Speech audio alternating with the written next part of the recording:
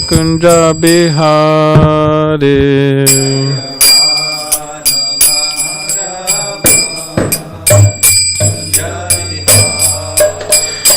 Jaya Radha Madhava Kunja Bihari.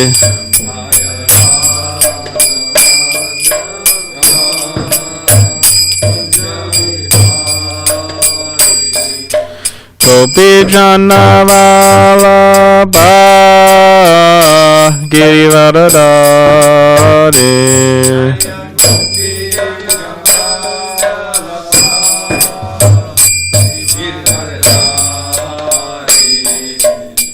Gopi Jana Vallabha Girivaradari.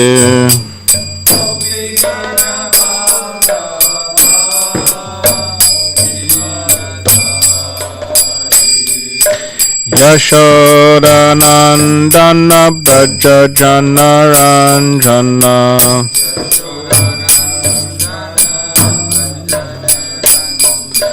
Yashoda Nandana Braja Jana Ranjana.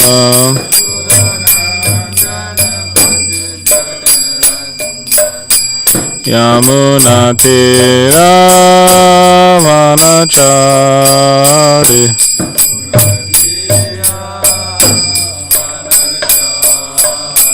Yamuna Tira Vanachari.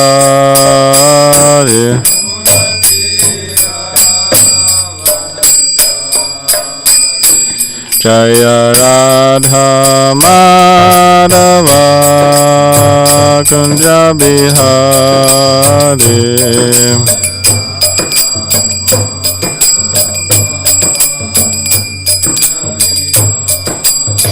Jaya Radha Madhava Kunja Bihari.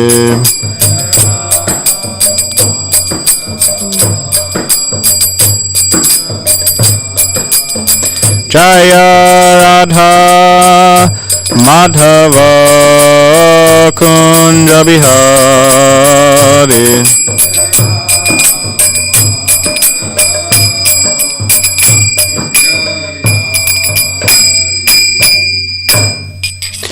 Jaya Vishpad Paramahamsa Parivrajacharya Ashtottara Shri Srimad Divine Grace A.C. Bhakti Vedanta Swami Prabhupada Ki Jai. Jayam Vishnupada Paramahamsa Parivrajacharya Ashtottara Shri Srimad Divine Grace Shri the Bhakti Siddhanta Saraswati Thakur Prabhupada Ki Jai. Grantaraj Srimad Bhagavatam Ki Jai. All glories to the assembled devotees. All glories to the assembled devotees. All glories to the assembled devotees. All glories to Shri Guru and Shri Gauranga. All glories to Shri Prabhupada.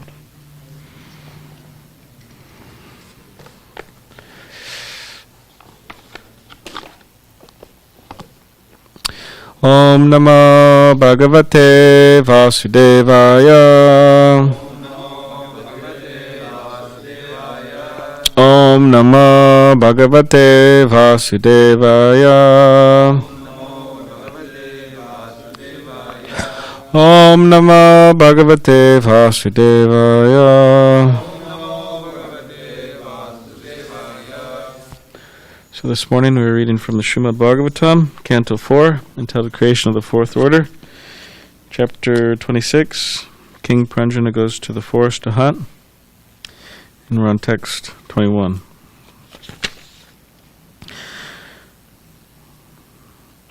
Pranjana uvacha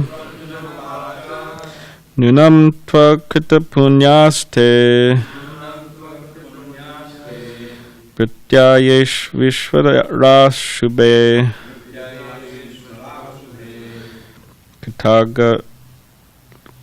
Kataga Swatma Satkritva Shiksha Dandam Nayunjate Pranjana Vacha Nunam Tvakita Punyaste Prityayesh Vishvarashubhe Kritaga Svatmasat Kritva Shikshadandam Nayunjate Paranjana Vacha Nunam Tukita Punyaste Pratyayeshvara Shubhe Kritaga Svatmasat Kritva Shikshadandam Nayunjate.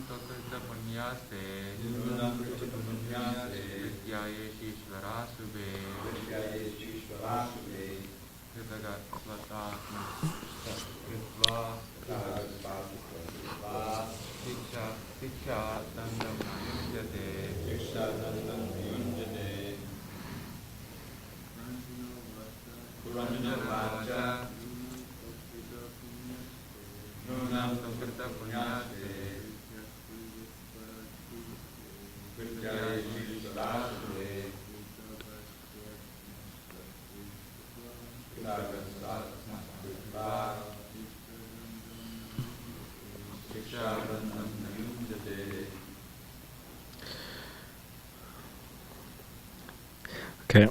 Pranjana Vacha.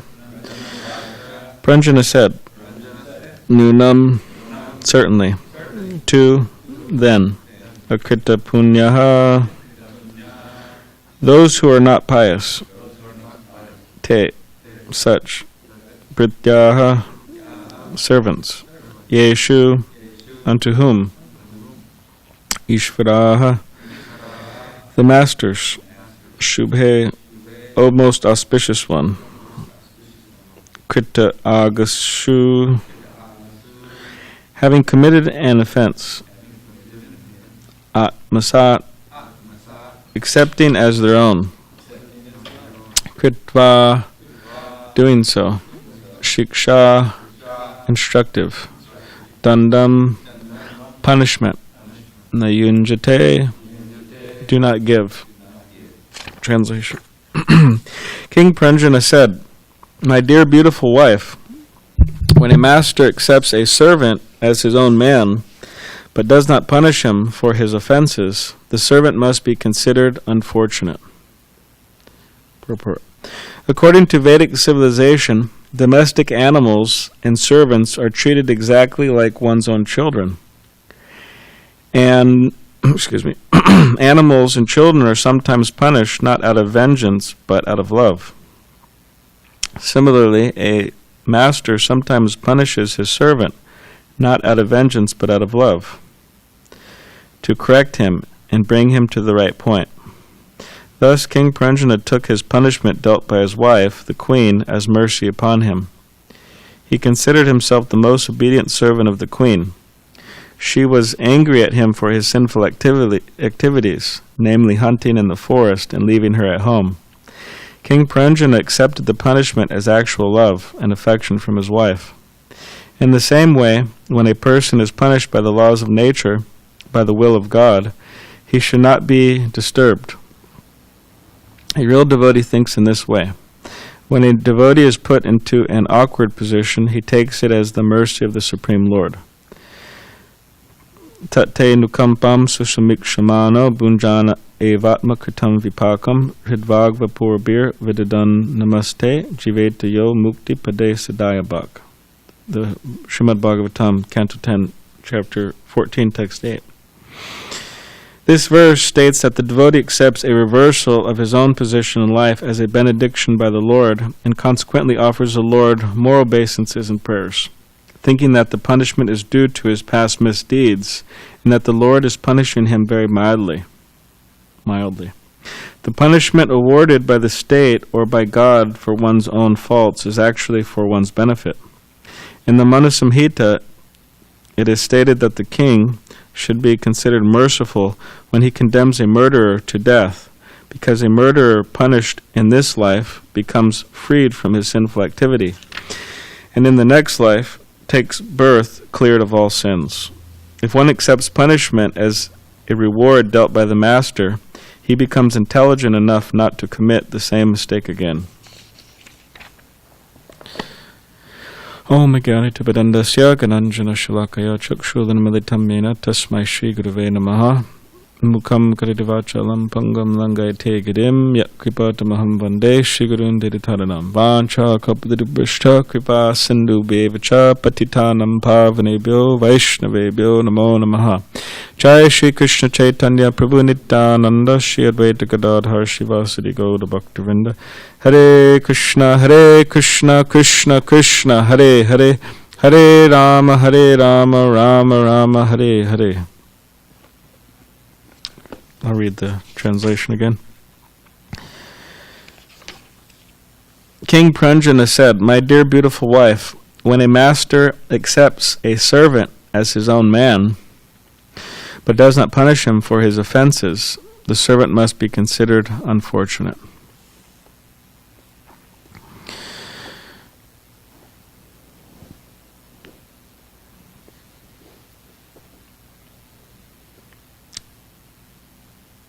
So we see that from this ladder, from faith to love, or shraddha to prema, that the this aspect of faith is extremely essential, very essential, and it increases with the different stages and these stages of bhakti in which one goes through. And those who are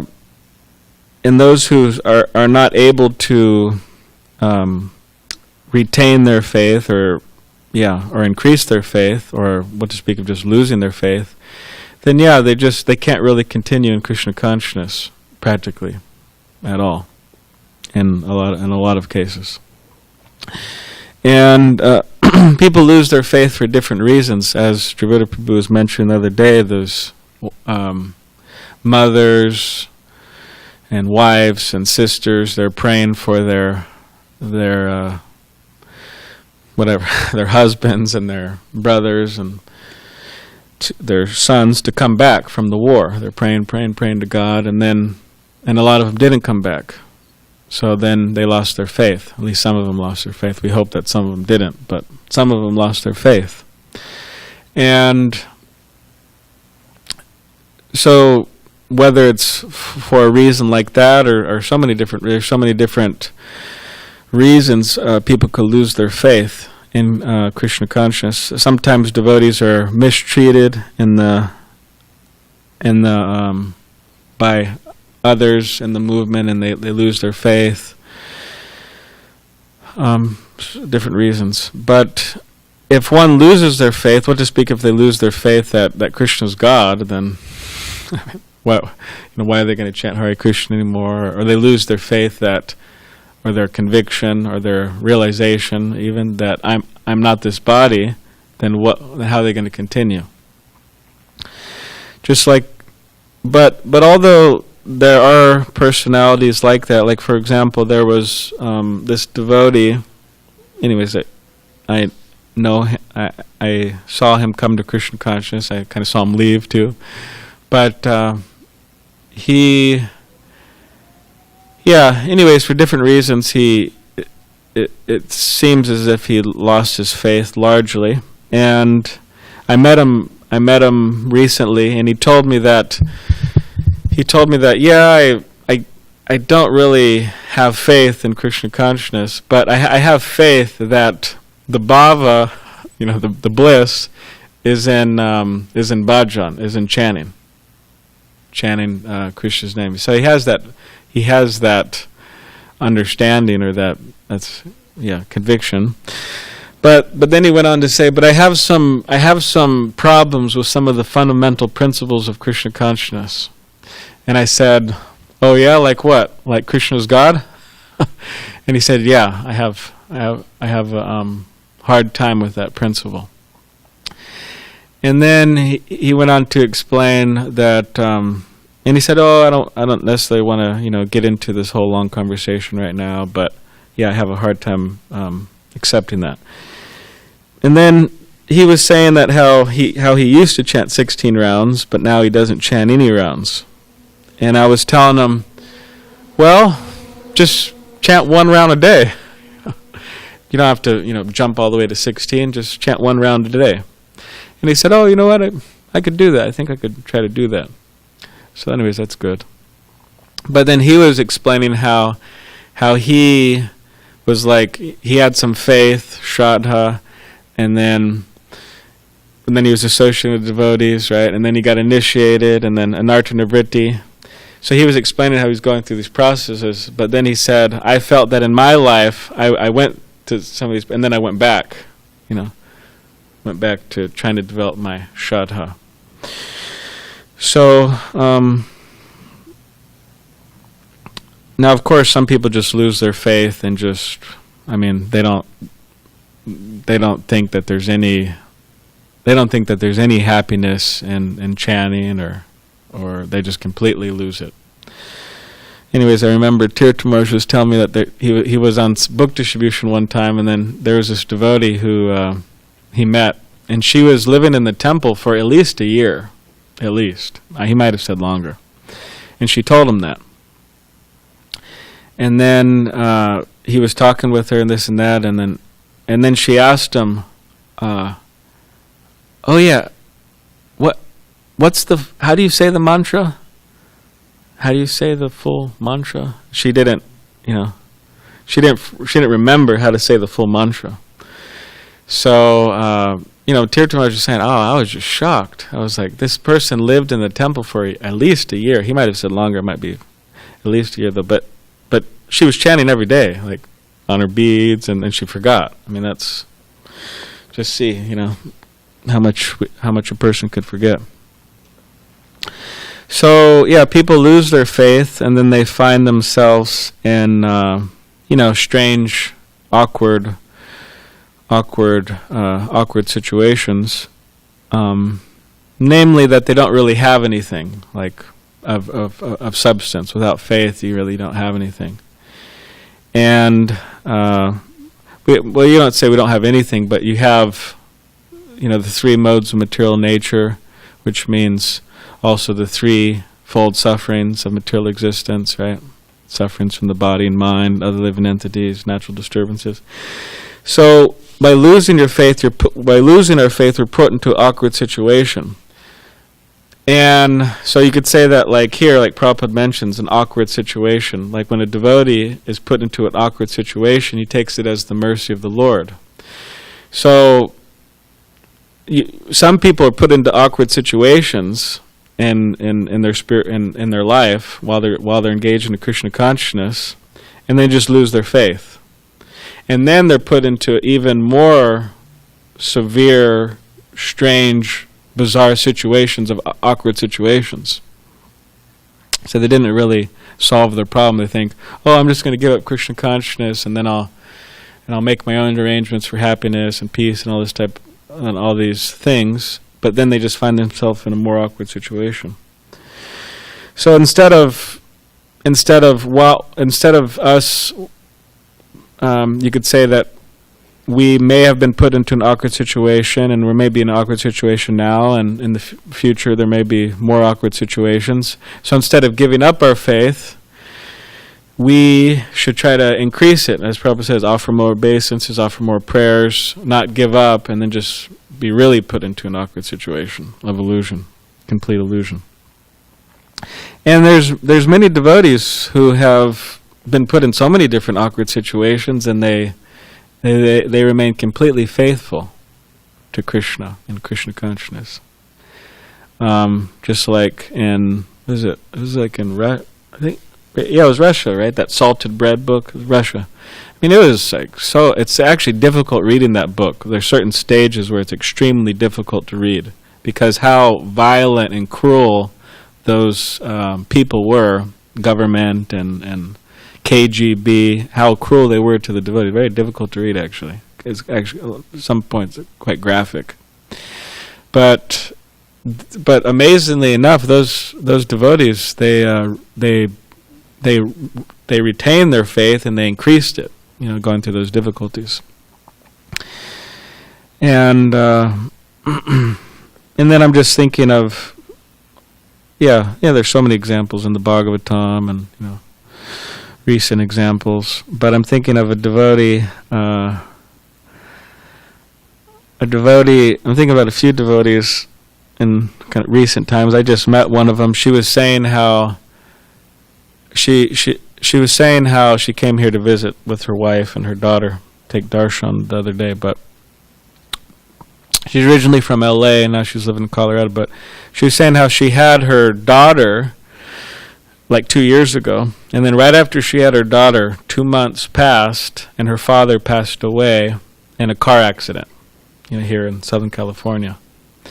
So then fast forward it 2 years later, around this time, her spiritual master, His Holiness Bhakti True Swami, passed away.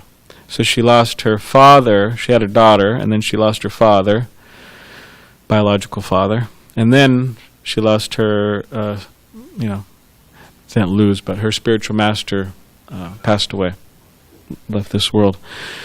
So, and then she was telling me about that, and a lot of people, they just don't recover from things like that. I mean, even devotees, sometimes they don't recover from things like that. Like Tirthamaj was also telling me, there was this devotee and his wife left him and he just never recovered. He just took to alcohol and drinking, practically became addicted and just never recovered. So anyways, I was impressed by her response and her general mood and attitude when I was speaking with her, because she was explaining this to me, and she was saying, it was very difficult and challenging, and she was saying, but it's the nature of this world, and makes you more serious in Krishna consciousness, right? And I say, that's good way of looking at it.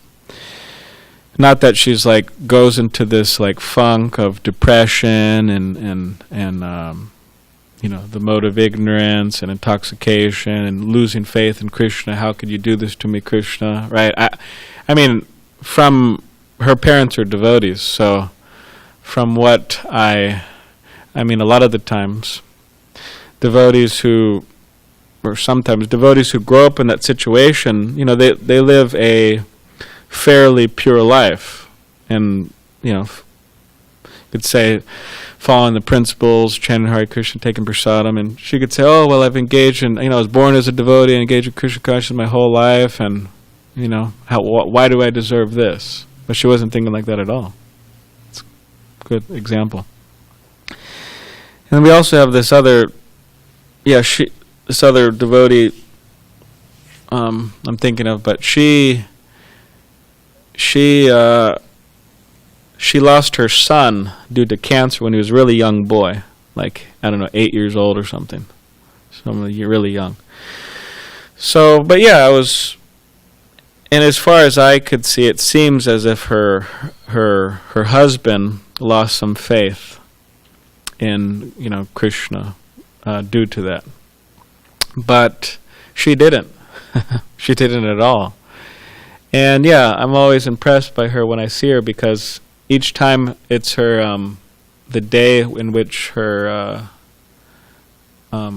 son passed away, she always comes to the temple, and she gives a donation. She gives some grains and some fruit and this and that, and it's nice.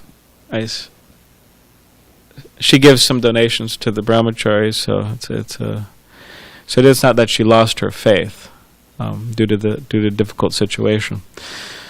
I'm also thinking of my mother's father, my grandfather, his sisters. I guess it's my great aunt. But she was like a really difficult situation. She had 4 sons.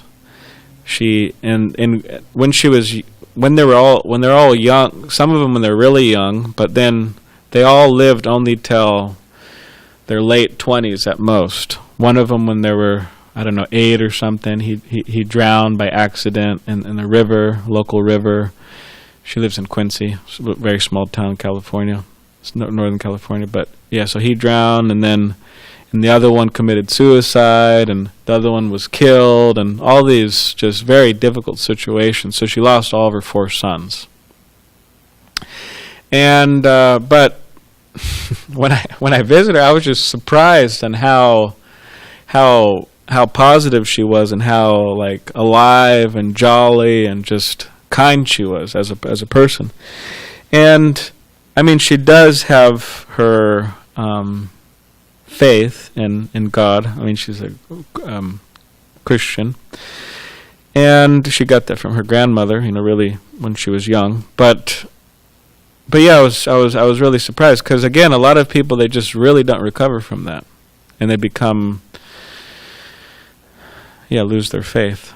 So if we're put into difficult situations, then it's been advised here that this verse is saying that whatever punishment, whatever difficult situation we're placed in is by the laws of nature, by the will of God, we should not be disturbed.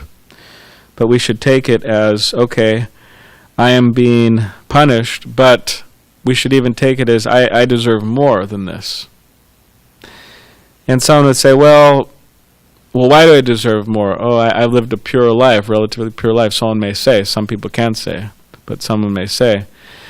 But then it's like, okay, well, what about last life? What about the life before that? What about so many lives? How can we say we live pure? At one point, we've done something. We've done many things. Or the living entity has done many things that are punishable.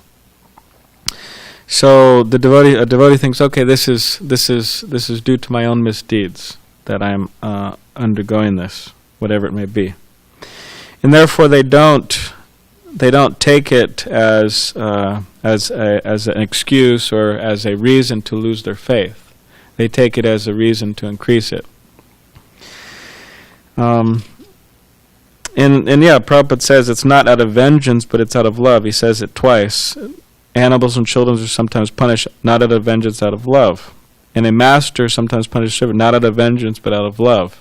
So Krishna, the spiritual master, or even Prabhupada says here, he equates in the same way when a person is punished by the laws of nature, by the will of God, he should not be disturbed.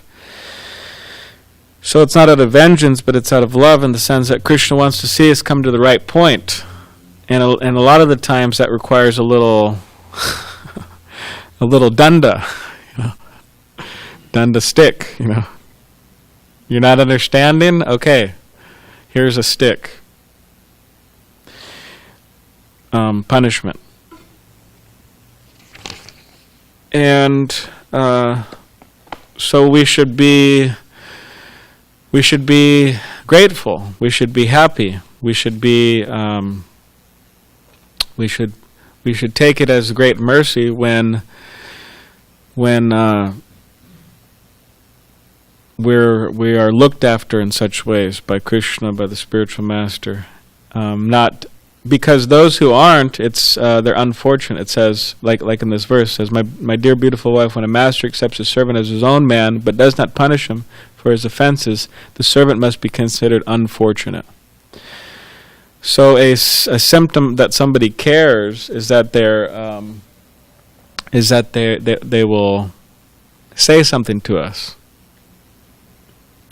And this is so important because if we block ourselves off, or we create a fence between us and Vaishnava specifically, I'm thinking of, then we're in big trouble. We may be big, have big positions, and big gurus, or big sannyasis, or we may be big toilet scrubbers. I am what do they call that? A bathroom technician or something. They have some high word that give, because the position. So, but whoever we are, if we block ourselves off, if we don't have Vaishnava relationships, then we're in big trouble.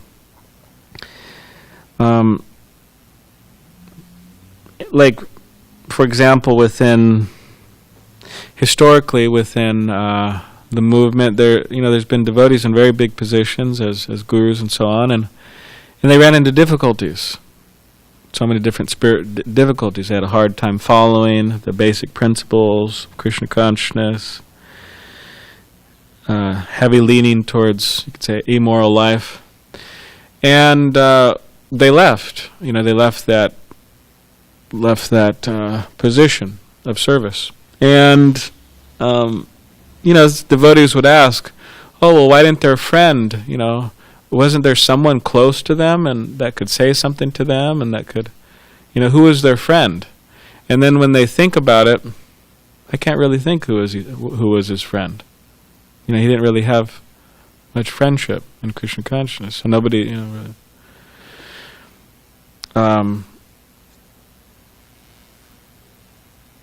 And some of them were really powerful devotees. And I could think of a couple such examples, but it's been noted by different devotees that they didn't really have any friends to tell them. Say shiksha gurus. So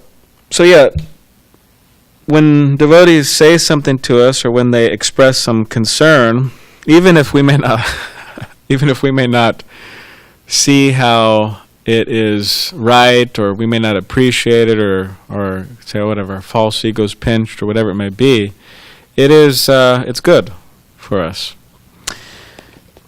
So anyways, in relation to this verse, I'll just say, there's just one last point here, is that Prabhupada, he mentions this verse, Tate Nukampam Sushamiksham, in the Nectar of Devotion, this very most important book. Prabhupada says, Complete Science of Bhakti Yoga.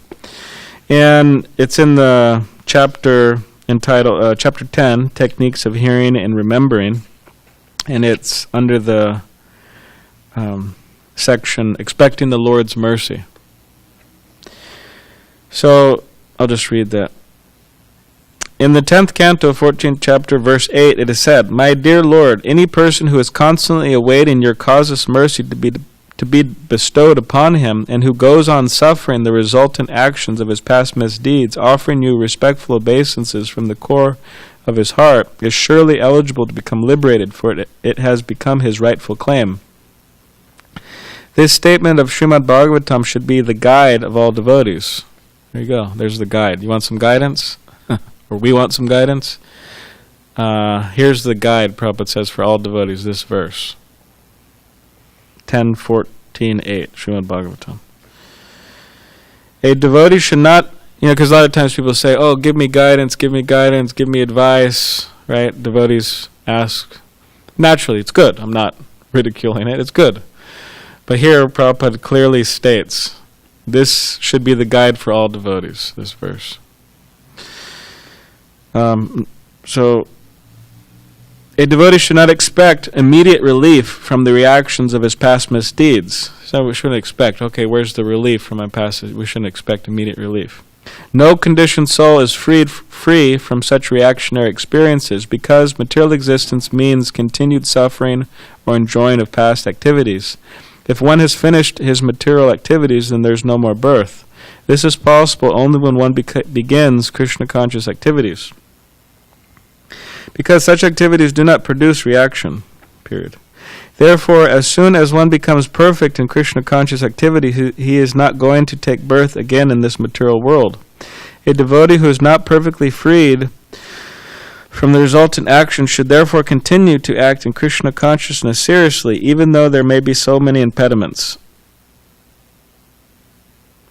So practically, the impediments in Krishna consciousness are due to our engaging in sin and experiencing sinful reactions. Like, for example, to have a mind which is uncontrolled and all that. That's a reaction. That's a sinful reaction from the past, or whatever it is. Whatever. There's so many. We could write a list of the possible impediments. When such impediments arise, he should simply think of Krishna and expect his mercy. That is only solace. If the devotee passes his days in that spirit, it is certain that he is going to be promoted to the abode of the Lord. By such activities, he earns his claim to enter into the kingdom of God. The exact word used in this verse is dayabak. Dayabak refers to a son's becoming the lawful inheritor of the property of the father.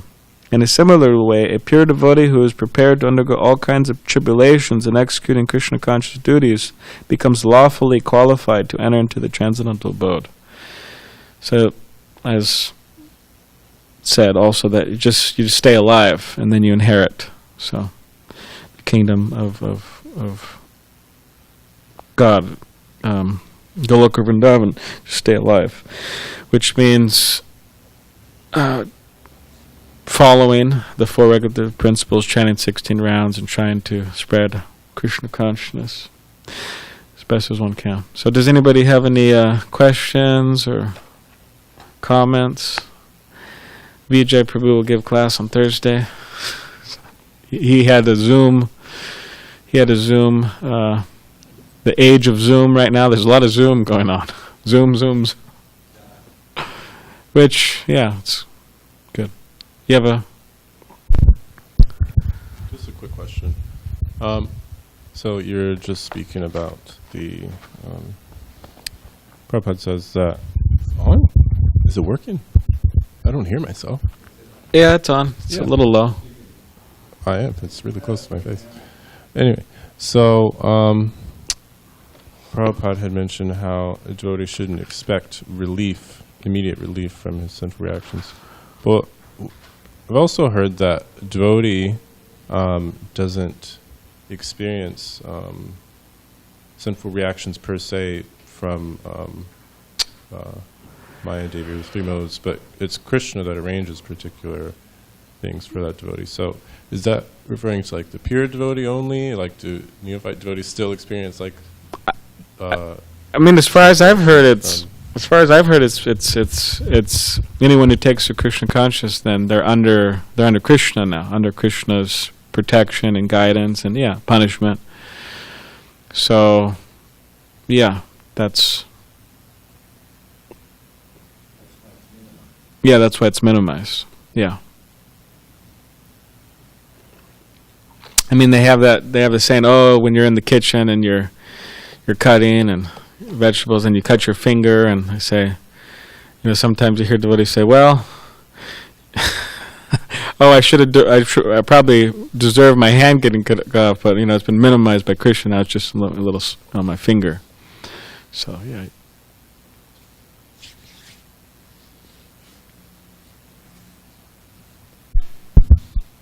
Got a compliment from Prometheus Lightbearer again. He apparently is presenting a view contrary to what you're speaking. And then a comment by Madhusudana Prabhu in response I'll read both of them, and then you All right. can share your. Prometheus Prabhu says, those who control the population know very well the weaknesses of your mind. This is why they can manufacture storylines which change the global status quo by using events that are so large like 9/11 or so small like a virus. You struggle to grasp fact from fiction. The gray area of your mind, and hence your perception of reality, is a device by which the masses can be manipulated for lifetimes and society directed for millennia by a few in the unseen. What greater vehicle to exploit the human condition than through religion, whereby practitioners are indoctrinated into daily ritual, fear of hell, and a promise of paradise only after a lifetime of obedience. But he does put a question mark at the end. Sounds like a statement, though. And then, Madhusudana Prabhu, he was inspired to comment in response to Prometheus, where he said, one can experience paradise during a lifetime, not that you have to wait for the fruits Yeah. after you die. So that was the angle that he took. Would you like to? Yeah, all right. Well, thank you for your comment / question. Appreciate it. Very thoughtful. Yeah, there's different ways of looking at that. But yeah, the materialistically minded people, yeah, they're into exploitation. And the Bhagavatam doesn't speak very highly about them. Bhagavatam says, Svavidvara hosrakarai sangsuta purusha pashu nayat karna pato peto. What is it? Gada jatu. What is it? Jatu nama gada gaja. Yeah. Prabhupada, I heard Prabhupada quoting that verse a lot, so I wanted to try to memorize it. So I tried to do that. I tried to do that recently. So yeah, Prabhupada says, okay, he mentions Shravidvada Hosakara, hogs, dogs, camels, and asses, and he goes into the purport how exactly modern materialistic people are like that. But he says that people are like hogs, dogs, the Bhagavatam says, people who are like hogs, dogs, camels, and asses praise those men who never chant and glorify Krishna, the Supreme Personality of Godhead, the deliverer of all evils. So, whereas Prabhupada said, we got like small animals praising big animals. So, so in other words, these people are not, or in the Bhagavad Gita, right? Namam Duskritinam Udha. So, these different, which explaining those who don't surrender to Krishna, the lowest of mankind, beast of burden, what is it? Atheistic, those whose knowledge has been stolen by illusion.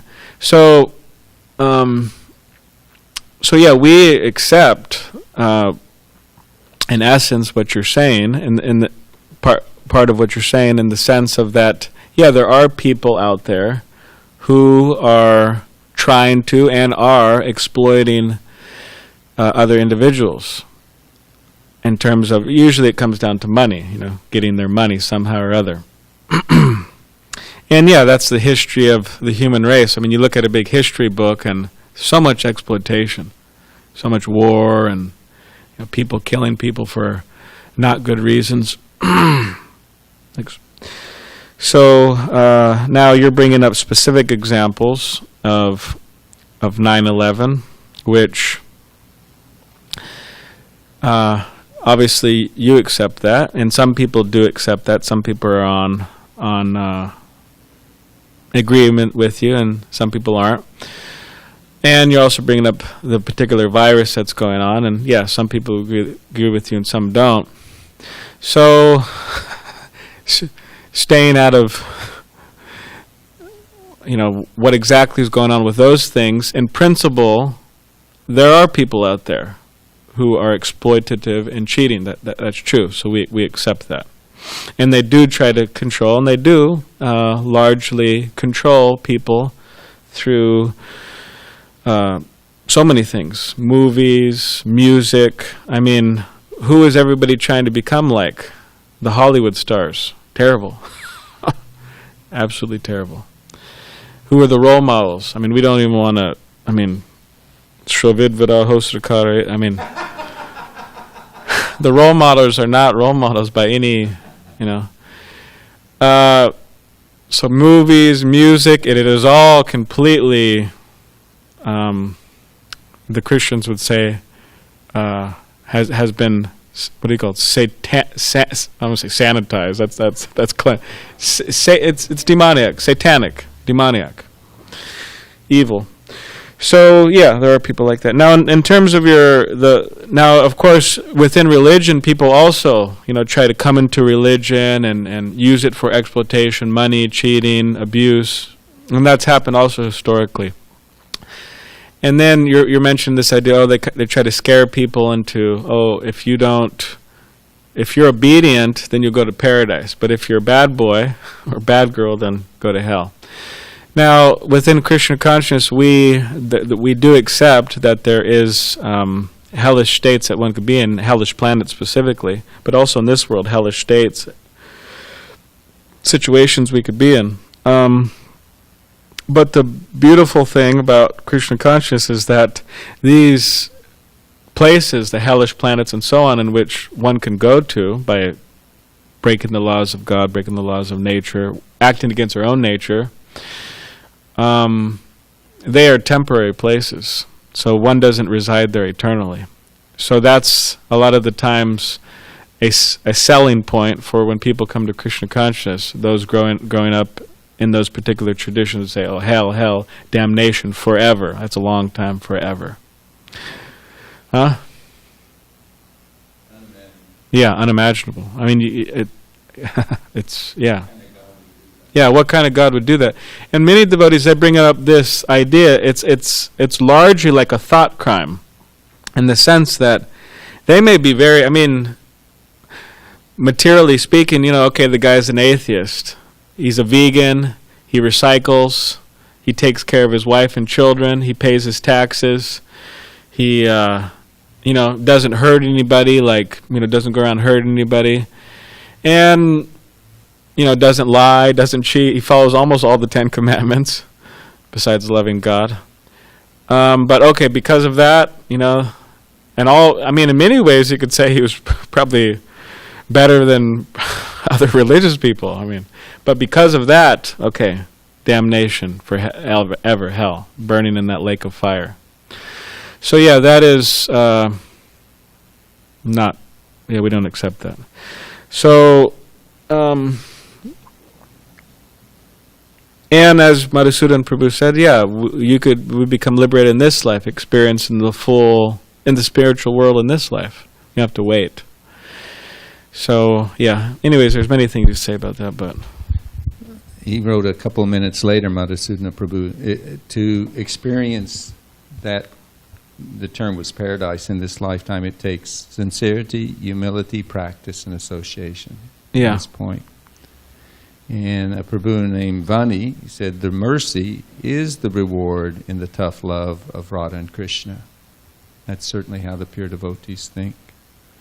And there's one Chaitanya Das Adhikar. I'm not going to read the first half of your comment, Prabhu, because it's directed personally to Prometheus.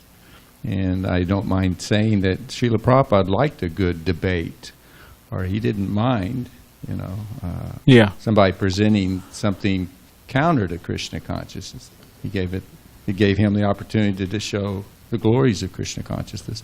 But Chaitanya Das Adhikari does say, the Bhagavad Gita says, you can only, the way he says it, you can only impart knowledge from a self-realized soul. I think he means that you receive knowledge from self-realized souls. They will not cheat you. Yeah.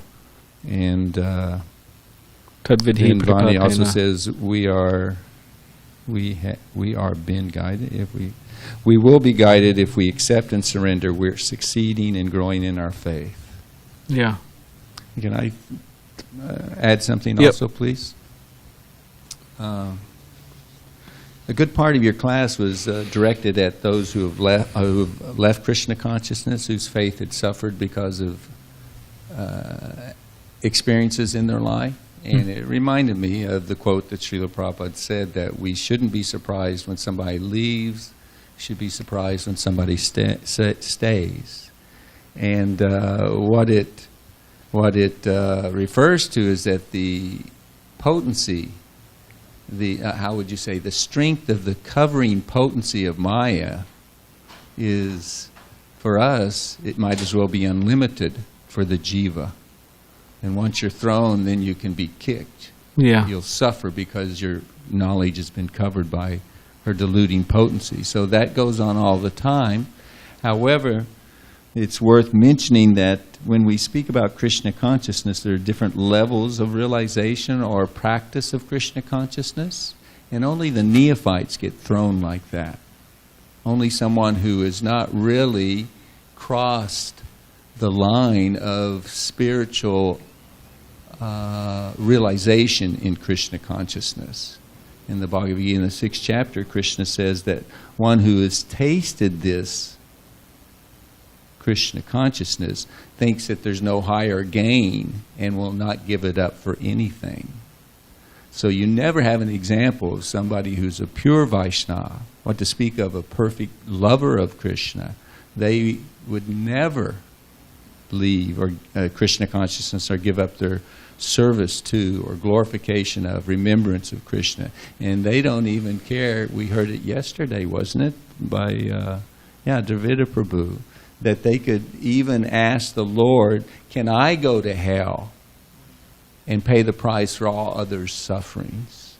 It wasn't allegory, it wasn't exaggeration. That was a sincere desire of a surrendered lover of Krishna who wanted to help others come to his devotional service. So I just thought I would throw that out there, that we have to evaluate within ourselves to what degree we're achieving that which is discussed, the benefits of Krishna consciousness. And if we're not, then certainly we should understand there's something about the application of the philosophy that is not proper. Otherwise, it's a science. If you do follow the formula, you get the result. Yeah. Yeah, Vasudeva Dutt was amazing in the Chaitanya Charitamrita. Absolutely amazing. Said that he he approached Chaitanya Mahaprabhu and said, my dear Lord, I want to take all the sinful reactions of all the living entities within the universe on my head. And even if it means I have to go to hell and suffer for however long, I want, please free them, please save them. Chaitanya Mahaprabhu. And then Chaitanya Mahaprabhu told him something like, your humility is breaking my heart. And he said, you don't have to take all the suffering of all the living entities, sinful reactions, and suffer yourself. But I will free all them. So it says he liberated the whole universe. Chaitanya Mahaprabhu at that time. But interesting enough is that this Vasudeva Dutt, Prabhupada mentions in the purport that he compares him to Jesus Christ. And how Lord Jesus Christ was saying that, or the idea is that, okay, the followers of Jesus, you accept Jesus, and then you'll be saved. But he'll take your sins. But Vasudeva Dutt was saying, whoever it is, it doesn't matter. So in this way, Prabhupada makes a comment that he was more merciful. But the main thing I wanted to say was that Prahlad, but this Vasudeva Dutt, he was incarnation Prahlad Maharaj. It is said, Prahlad Maharaj. Now, Harikesh Swami, the time Harikesh, he asked Srila Prabhupada. He was wondering, Prabhupada, is your mood? Are you in the mood of Prahlad Maharaj? And Prabhupada said, yes, I'm in the mood of Prahlad Maharaj. He said, I'm always trying to deliver these, fools and rascals. I'm always trying to save these people, as Prabhupada said. So I'm in the mood of Prahlad Maharaj. So if you're thinking about the mood of Prahlad Maharaj, okay, you got Prahlad Maharaj and you got Vasudev Dutt, really, incarnation. So Prabhupada was in that mood. Yeah, so quite amazing. Yeah. All right, Mr. Ravi. Hare Krishna. Hare Krishna. Thank you for the nice class. Thank you. So while you were mentioning about this point that when you're in difficult circumstances, your faith gets shaken, I was remembering this point that I heard that so when everything is relatively stable or when we are trying to practice, we do it with full absorption so that we get the connection and we have that realizations that help us to keep us strong even when difficulties come, and difficulties do come in everyone's life. Yeah, that's an important point. When you to prepare, you prepare yourself, and then if difficulties come, then you're ready. So if there's no preparation, then all right. Thank you, those who commented online, and all the devotees. Thank you very much. Grantaraj Srimad Bhagavatam Ki Jai.